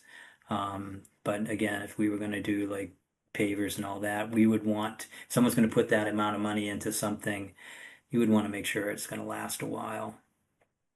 And I don't meet the standards because of the A&E, because I'm double dipping. So if you asked me, I would say tonight you haven't provided information on E, so I don't know where that stands. Although you're proposing, and I know you said it's on the plan, but I'm not sure that you provided a table that clearly and accurately quantifies the existing and proposed degraded area in both square footage and as a percentage of the total riverfront on site. And the table should not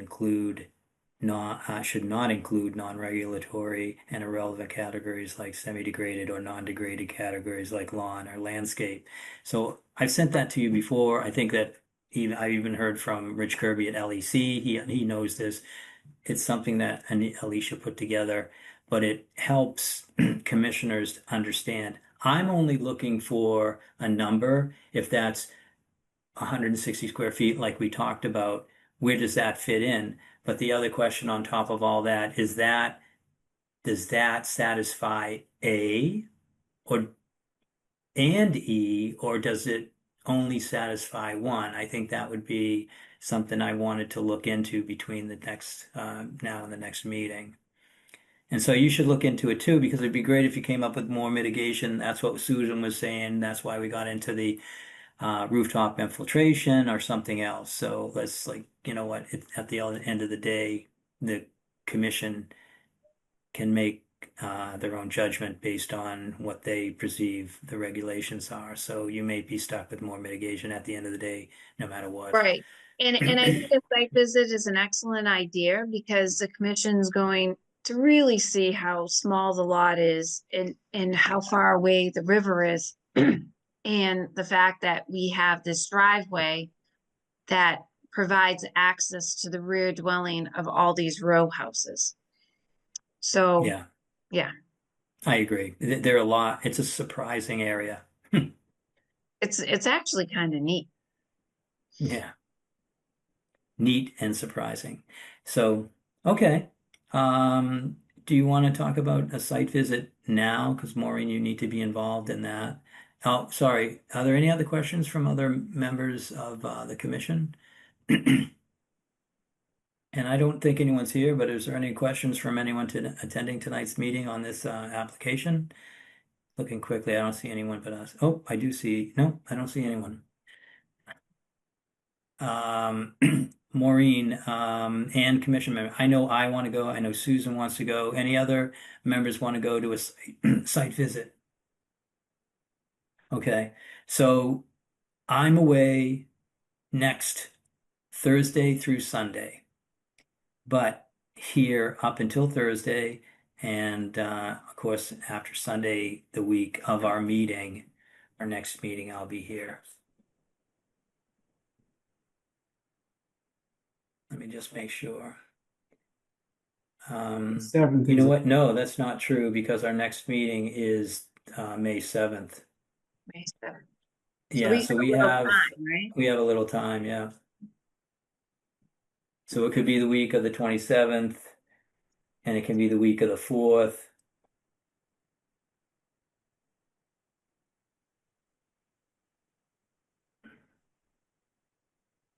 Susan, you're muted.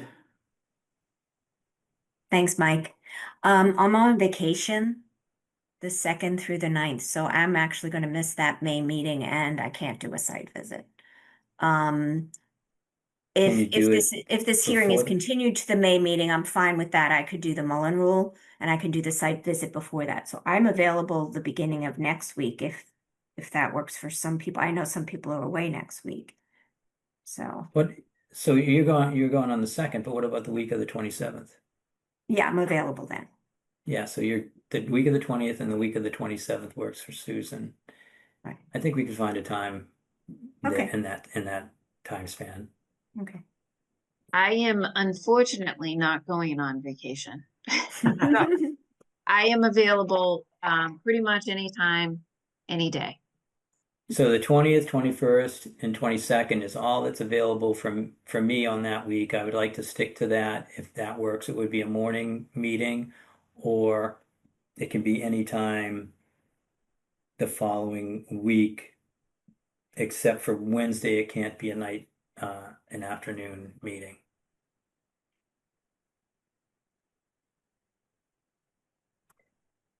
And you're leaving on the 2nd, so even the May 1st, you could, which is a Friday, you could do May 1st anytime. I'm free. Mike Gilderscame, are you free on the 1st? That's Friday the 1st. I am, yes. Do you want to do a morning, 8:30? Does that work? Maureen, can you get here by then? Do you want to Can do we- 10? Do you want to do, 10 do would you be want us, do you want us better. to like set up a video so you can just like virtually walk us around? Zoom 10 in. would be okay with me. I don't know 10, about, yeah, that's a day off for me. I gotta make sure I'm okay this week. Yeah, I'm good. so the 1st at 10 o'clock. Is that okay with everyone? It's okay with I'm me? okay with that. Yep, Yep. it's good Is, for me. does that work for David? David White? I don't know if you're planning on I'm pretty attending. flexible. Let Or, me or know when I Jackie? try I to think make they're it. both Okay. around. If they can attend, they will. How's Okay, that? great. Leave it at that. Sounds good. I can I haven't attend. seen David pedaling over to one of our site visits in a long time. Be good to see him there. With his doggies, with his puppies. Oh, really? I haven't seen that at all. Yeah. Not that I'll David. bring a That's puppy. David White. David Oh. Morgan. David, jeez. It's true. I have Did not you been get on my bike in dogs? a long time, so Yeah. no, I don't have dogs. Those are David White's dogs. Susan is Oh, talking I'm about. sorry. I was talking about David White. Yeah. You have kids, though. You could bring your kids. They're just as good. Okay, Maureen, we've got that. So we're gonna continue to the 7th, right? May 7th. That's right. Okay, well, thank you for your time this evening. I appreciate it. I think Motion, we So have can I get a to motion to motion? continue. make a motion to Yeah. continue. Yeah. We need Oh, so Nathaniel motion to continue. I second. Susan seconds, yeah. And so Mike Gildersgame Yes. and David White Yes. and Brian McBride Yes, and Nathaniel Stevens Yes. and Susan Chapnick Yes. and Chuck Tarani says yes. Okay, we'll see you on the 7th. Thank you. Good night. Thanks, Maureen. All right, getting back to our agenda. So we have the liaison reports, and the next up is CPA. Chuck, sorry, So do you that want to continue that other hearing that we need to continue Oh, yeah, thank you. quickly? Yep. So let's, we have a request from at the applicant's request. We're going to continue 0190375, which is a notice of intent for 26 Dudley Street. And we will be continuing that, I suspect, to our next meeting in May 7th. Can I have a So motion? moved. I have a second. second. As Mike, David, Nathaniel Stevens, and Brian McBride. So Susan Chapnick, Yes. and David White, Yes. and Brian McBride, Yes, Nathaniel Stevens, Yes. Mike Gildersgame, Yes. and Chuck Taroni says yes. Okay. Now we're going to move back to our liaison reports, and we have Brian McBride with the CPA committee report. yeah, no news, Chuck. There's a town meeting at the end of the month, so hopefully everything will get passed. Exciting times, yeah. Should. We passed that big override. Yeah, No issues now. Let's see. Sims. Nathaniel Stevens, you have anything for us for Sims conservation Yes, restriction? I do. And can I share a screen? We had a site visit on Monday at two of the encroachments, one of which I would like to discuss with you guys. Not to make any decisions on it specifically, but just to orient you about what we did. So this is, I think I'll start with the site plan to explain it and then show some pictures. And sorry, I'm on one screen, so it's going to be a little bit slow going here. I apologize. Back to Zoom. Let's see. So this is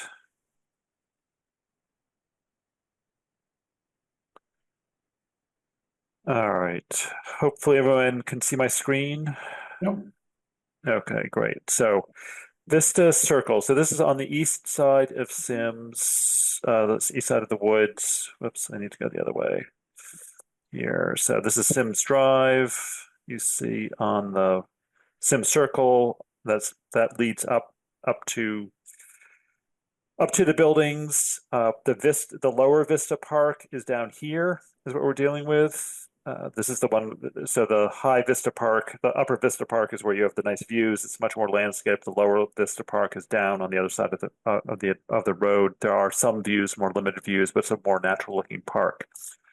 So 20 Vista Circle, the Vista Circle comes in from the top of the drawing, and there's a house on this lot. And this encroachment was identified, and if I get larger, Nathaniel, just for orient, this is that first house on the right after the lower park. yes, if you're going Yes, up the okay, road, yes, yeah, okay, thank you. and actually you don't see the house as You don't much see because the the house, house you is just see their close yard. down the side. Yeah. Yeah, you see their yard. Yep. So if you look over, it's fairly landscaped, and I'll show some pictures. But essentially, so again, due to the quirks of the history of this project, there's a stockade fence on the inside of the sort of the buffer zone. So the Vista Park and the buffer zone are still, they're both within the conservation restriction. They're just treated differently. The buffer zone is supposed to become much more natural than Right. the Vista Park. Nathaniel, I have a quick question. The blue line, that Is the property line. property line, and the pink or orange fluffy line. That's just to identify the encroachment area. Oh, okay. So essentially so we have a granite bound here with, so the fence is, can you guys see my cursor? Hold on. Yes. Yeah. Okay, thanks. So this is the fence, the stockade fence goes like this. And then this is the property line. It goes through some trees. So make a note of this because when I flip to photos, it'll make some sense. Goes through here, goes through another tree. There's a stone bound in the ground here. Near it, there's a stone bound with a sign that says, land protected by the town of Arlington and the Arlington Land Trust. So that is, let me get some photos up and I'll show you. So that's the overview of the plan view. And I think that's, sorry, I'm sorry? How many square feet? That I don't know off the top of my head, but it's 25 feet at the widest portion. Looks substantial, yeah. Yeah, so yeah, it's not small, and that's the unfortunate thing. Okay, what we're dealing with. So these folks moved in 2010, and they tell us that when they moved in, sorry, I'm just sharing, talking and sharing. Okay, so I'm standing. Can everyone see my screen? Yes. Okay, so I'm standing on their deck, and if you can see my cursor, here's the stockade fence I mentioned, like this. Here's the Vista Park behind. You can see the buildings up on the top of the hill. The two bounds that I mentioned are up in this corner here, and so the property line goes, I think, this side of the tree, and then through essentially these trees and comes down here, and there's Adam Post, who works for the management company. Just in front of those raised bed planting areas? Almost, Is that yes. Yes. Almost, okay, that's a good, okay. Yeah. So just a foot or so. So when they moved in 2010, they tell us that this whole yard area looked very much like rest of the woods. And so I think there might have been a small lawn area. So they finally gave up and hired a landscaper to come in, and essentially there's a lot of poison ivy that they didn't want to deal with. They weren't able to deal with it. So interestingly enough, they tell us that the prior management company opened up the fence here to allow their landscaper to come in and pull up all the, clear all the brush away. And when they did that, they discovered these nice old fieldstone walls right here, and then there's some up here. So then the landscaping company came in and did this nice design, I think, and they mulch.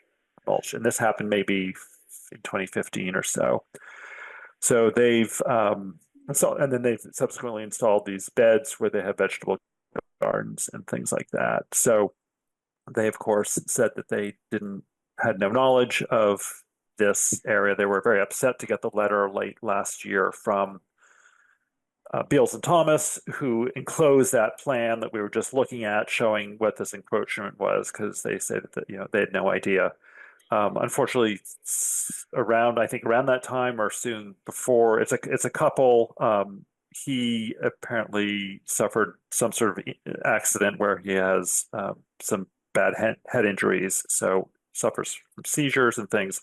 So he is not able to join us on the site walk, but they have a lot going on dealing with that. I think it seems to be a recent event in their life. So just to relay some context on that.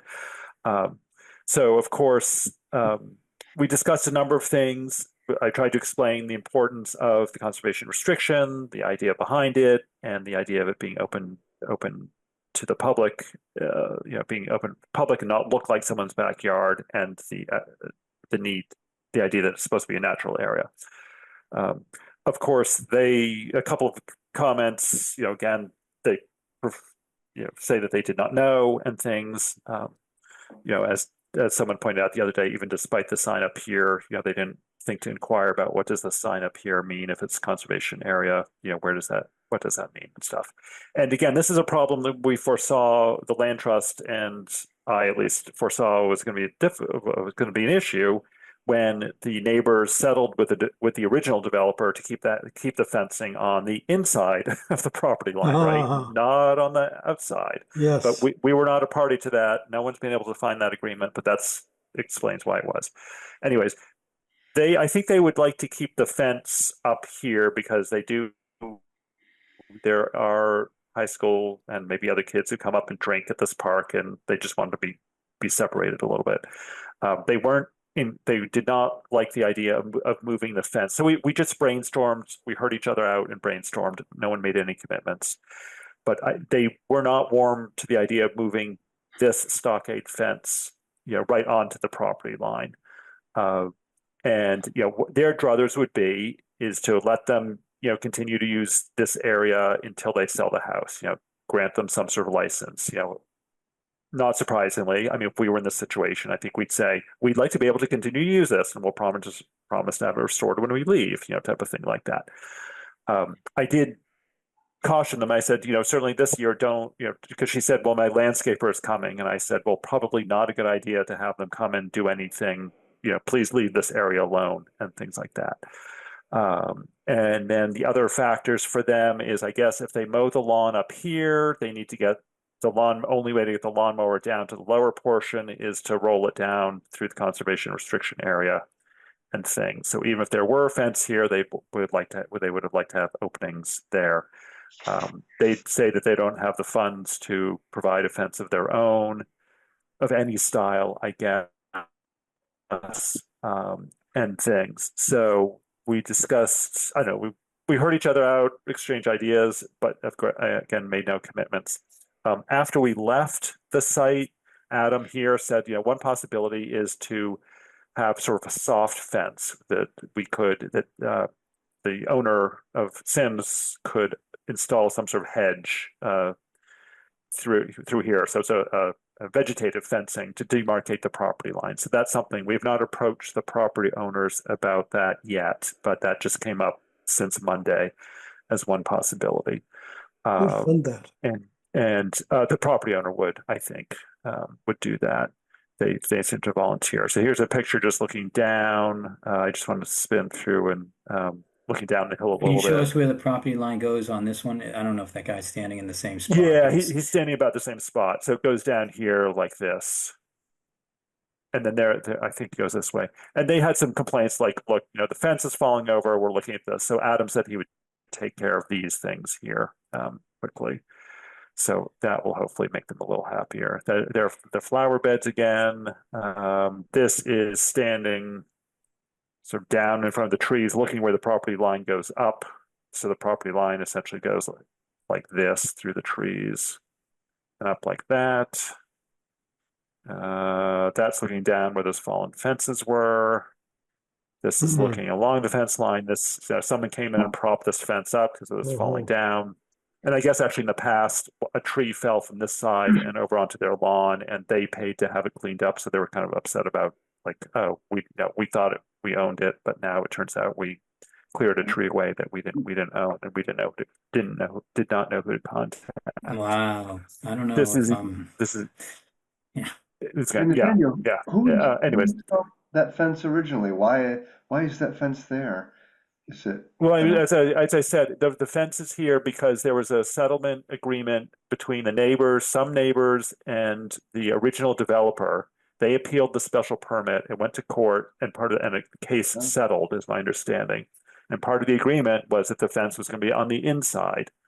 rather than the outside of the CR. So this is a legacy that we're stuck with. The legacy We've been stuck fence, with. and it doesn't even have, except where it's falling down, it doesn't even have a lot of spaces for wildlife to go. And actually, I was walking up Sims Circle 2 years ago at dusk and saw a small coyote sneak under that fence, trying to Right, yeah, get through. okay. I mean, Yeah, they yeah. are, there's wildlife there Yes, and that's trying to get she talked through. about Yeah. that. Yeah, she said she's seen coyotes and baby coyotes and been hearing the coyotes and Mhm. things. So this is here I'm standing up at the close to Sim Circle's right behind my back. So again, the property line goes something like this, all the way down like that to the property. And I think I have a picture. Here is the sign. I can blow this up if I can find it. Sorry. Yeah, hopefully you guys can see it, but this is right here. So in the corner in the yard. In the again, the far corner of the yard, but again, question perhaps some notice. Anyways, no decisions now. I just want to update you on what we saw, what we discussed. Adam's got to talk to the property management company to see if what he thought of is even an option that we wanted to propose. The land trust has to think about it because they've got to decide too. But I don't want any decisions. I told the property owner that certainly the Conservation Commission would want to have an opportunity for them to come to a meeting to be heard on this before we make any decision. So I'm not asking, and I'm urging not to make any decision tonight about this, but I just really want to get you sort of thinking about it while it's fresh in my mind too, to relay to you what we saw, what we observed at the site visit, and what the discussion was. Is there any way you that. can work there's with one of the property anyone, line. David Morgan or yourself? Maybe you know it. And on all those landscape photos, if you could put in the property line, like draw a red approximately. line, yeah, it would Yeah. be interesting. It'd be helpful. I'm I making a understand. comment because Yeah. I'm going to make one comment. What I saw was a lot of rough terrain on basically everything, but it wasn't any pristine area where it looked like they hadn't taken over Oh, they the did. the land Because trust. I saw and that earlier before they did all this. You could see through a fence, and it was it was shrubs and things like Well, that. There was no mulch, there was no lawn. you got me wrong again. So Oh, what I'm okay, I got saying, confused. even with all this work that I'm Yeah. seeing there, it Yeah. still looks rough. So it's not. Oh, I see what you're saying. It's not. I thought it would be It's not manicured a lawn. nice area. It could have It's been nice. I mean, it's nice. Yeah. It's not Right. poison ivy, obviously, but it's still a pretty good slope and a lot of rocks. And there's having an issue with the lawnmower and all that. So it's not a Right. it's a pretty difficult area to even take care of. It's not good. Sure. Okay. So that was it. And then my the other. my request, Sorry. yeah, that's all. Yeah. Thanks. Yeah. Okay. So Can I just. clarify? Sorry. Yep. Sure. Go I'm ahead. still puzzling over this fence. So the fence that is at the back of the area where they've landscaped up to that fence, that was always there. That was the one that we Yeah, so put in. what Brian doesn't understand is when the Sims Hospital was many, many years Yeah. and many, many Decades. developers. Yeah. And so one of the first developers, Yeah. just to keep peace between the people that Yeah, lived that's good. there and the Yeah. action that was going to happen, Ah, said, I'll put up a fence. And this is the fence that they put up prior to I don't know, opening ground. okay. And Right, so that's this part of is the a special permit relic process, of yeah. the construction process, long- So I not would something be that's been wrong. there historically. I would be Yes. wrong if I Correct. blame this homeowner for building a fence to cordon off some area for themselves. They just landscape up to an existing fence that somebody else put in. Yes. Right. That they assumed. I mean, most people assume that fences are on property lines, yeah, so someone had a reasonable basis to think, okay, that's the edge of my property. Am I I can the only landscape up person to that it. looked at the bank survey when I bought my property to Right. understand, like they have some landmarks there, they have the house, they can judge where the property line is. I'm Right. having a hard time thinking that it was completely like they had no idea. Right, I mean, right, I'm right, Well, having a and hard there's time the with no granite idea. post. I mean, it's Yeah, right yeah, on their yeah, property. yeah. Yeah. right. And there may have been outreach to neighbors at some point. But anyways, so yes, And- so that's the thing. I want to have you guys hear from them, hear their side. You can ask them questions rather than us debate it now. I just really want to Right. report on what this is. Yeah. So Brian, so Thank you. Yeah. this stockade fencing is a result of the development. And just a reminder, I think the town bought Sims property in what, 2002, 2004 time period. About that They went time, through yeah. permitting. The first developer went through permitting. Sort of at that point, it was decided that 8 acres was going to be set aside for conservation and parks. And then that developer, I think they were about to start construction in 2008 or so, and then we had a downturn in the economy. They went belly up, so it was a couple of years, and then a new developer came, and developed the property and put up the fencing and things. So, and then of course that company has sold it to the uh, current entity who owns Arlington 360. So we've had several owners and developers, and it's been a lengthy process throughout Sure. this. But One, again, so during that original permitting 20 years ago, probably now 15, 20 years ago, is when the neighbors, they wanted concessions from the developers, and one of them was getting a fence. And then it became, okay, where's the fence being placed? And part of the settlement and of that to appease the neighbors was, okay, well, put the fence on the inside of not the land, not the boundary side, but the inside of the conservation restriction area. But sure. again, the Arlington Land Trust and the Conservation Commission were not parties to that lawsuit, so we had no say in that settlement, unfortunately. Yeah, so it's hard to not get into this a little bit. You keep on saying this fence, this fence. This fence This is a fence, glorified limit of work fence that was agreed to be installed by the developer to give the residents some privacy. That was my recollection. Everyone knew it was temporary. Second, No, it wasn't. No, there was an agreement to have screening from noise and lights after construction. Meaning, so that was a permanent fence? This is the post construction fencing. Yes. Yep. This And was that's not the documented? construction. The construction fencing was elsewhere. And that's That's my documented? that's my vague recollection. So it's not We'd have to go back documented. and look at the plans. Well, it's So it's documented. not. I can't put my fingers on the document, but I think if you go back and look at the historic documents, you'll see the construction fencing was differently located because we had a temporary conservation easement because we couldn't do the CR because they were actually building into this. They had to do some construction and staging in the CR area before they do that. It seems like an important point. Was this told that this is going to be the permanent fence forever and this is what was there? Or was it this construction fence, which I think it was, because why would you be so sloppy on the property lines if you were just trying to they put up weren't a sloppy on the barrier? property lines. No, They were Chuck said, sloppy. They were sloppy here. Chuck, no, the point was that they had to keep they were keeping the fencing within the third category of the subcategory of the CR.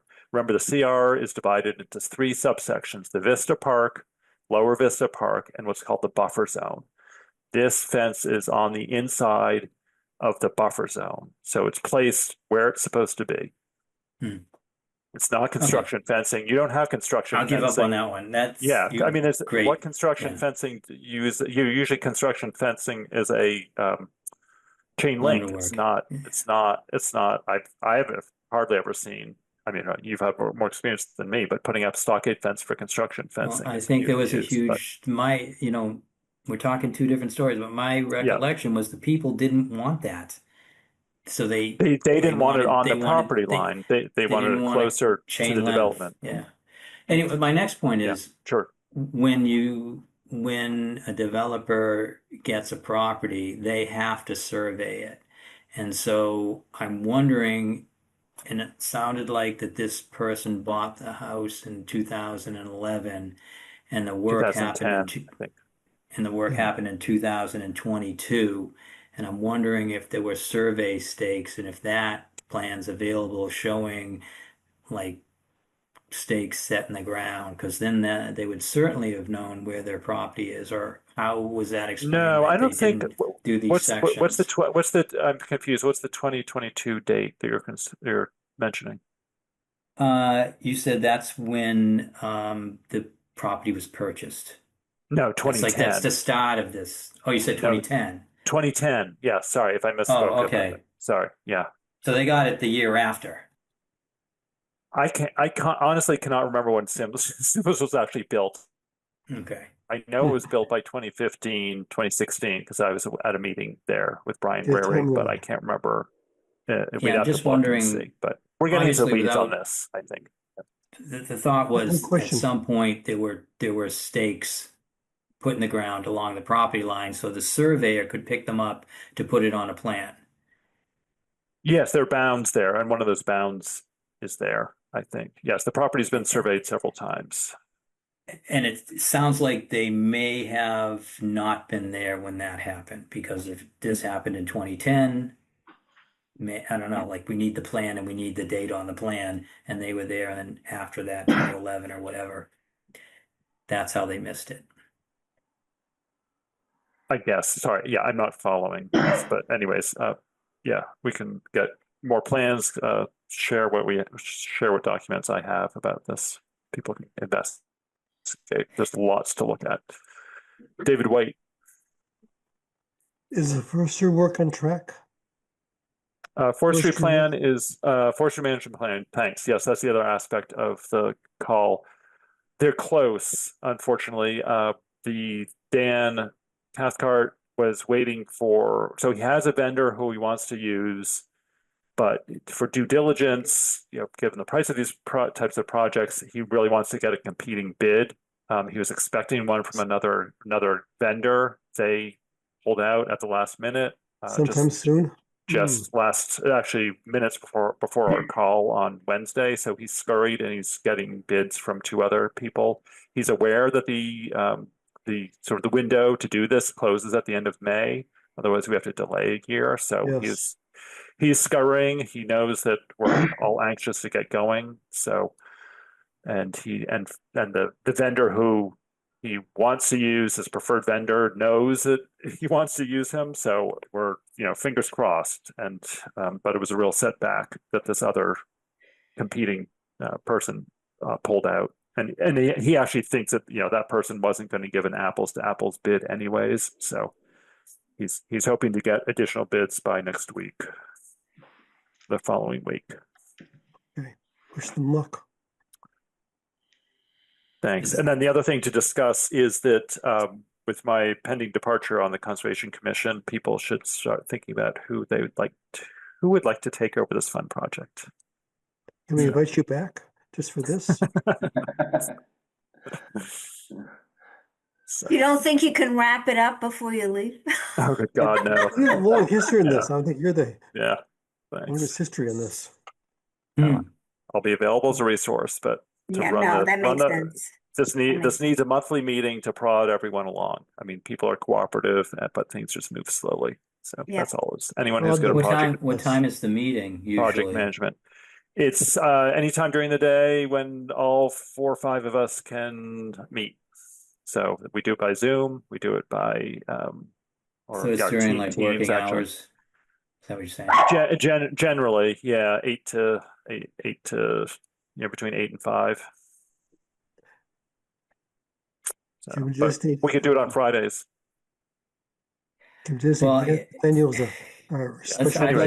don't need to make a decision today. So, but I'm just saying. Let's get the homeowners in before you leave.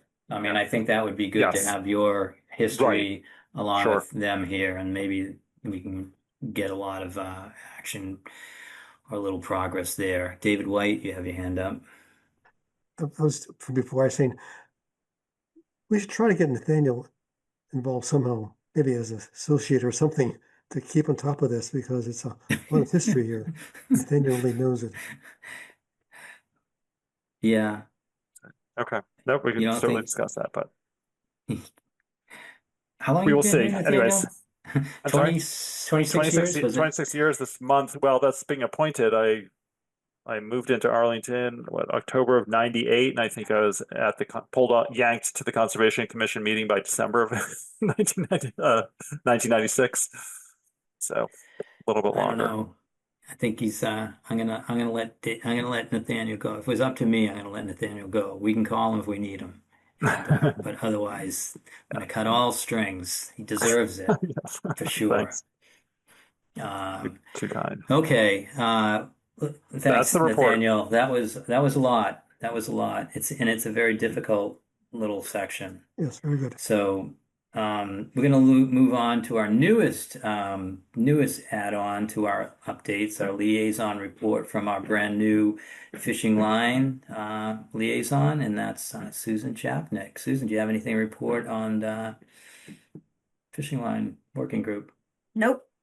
Natasha sent me an email thanking me for joining and said she'd send an email around when it's formed. So there's no group Oh. yet. Not formed yet, no members. Nope, Okay. nothing happened. David, you have anything to add to that? I mean, this is definitely something until the group is formed that you're going to have to stay up on top of. And, if they have a wish for 11 people and they come up with 9, are we going to start the group? How's this work? David Morgan, you're asking? Absolutely. Okay. He's moving towards the microphone. I think he's thinking. About Okay. it. I'm really not sure. I'm pulling up my calendar to see the next time that I'll meet with Rec, and that'll be the start of next month. So a couple weeks before I'll have a sit down with them at any rate. I don't otherwise know what they have planned, fortunately. I mean, Susan's update is the most I know about it. So you should ask for an update, how many people they have, how are they recruiting them, and what's their expectation? Do they want to fill all spots prior to starting the meetings up, or will they start with at least an odd number, like 7 would work if they wanted, like 11 in the first place? Noted. 11 sounds like a very cumbersome number, but Sounds cumbersome. Yeah, I don't know what they came up with. There was a lot of people on the list. It was on one of the documents that was emailed around. Anybody from Spy Pond on that list? No, we didn't have No? names. He's Okay. talking about If nobody from categories. Spy Pond is on the list, I don't think they should be Yeah. met with and discussed because they have a long history of managing. Yep, hopefully they're there. I think they may not be. If not, they should be. I don't know that we have input on that, but hopefully maybe David Morgan, you can.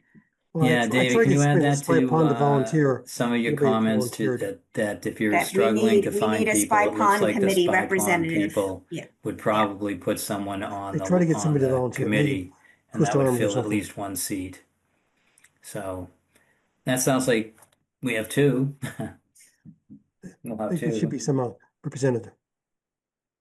Yeah, no, I'm sure they have more. There's little bit out of our hands, but it's okay to ask questions. All right, thanks for that fishing line update. David Morgan, do you have any comments that you'd like to make under your conservation administrator report? Was there anything you wanted updates on in particular? I don't have anything on these notes. What did we talk about? Was there something that you wanted to mention? I'm misremembering it if there was. I had a question briefly about Mystic Street work. I noticed that you had an inquiry about, was that a gas line or utilities, or what was that? Yeah, as part of the bridge project, they need to reroute a number of utilities in the roadway. Okay, It's really all part and parcel of the reconstruction of that's the what it was. bridge. okay, At least I anticipated that this was going to happen. There's Verizon Internet in there. There's National Grid gas lines, Eversource Electric, which I think we all knew about from the spill that happened up the street. Right. So a number of things, but National Grid reached out and wanted to know if there were conditions of the order that they needed to be beholden to. So I just responded today and told them about the staging, about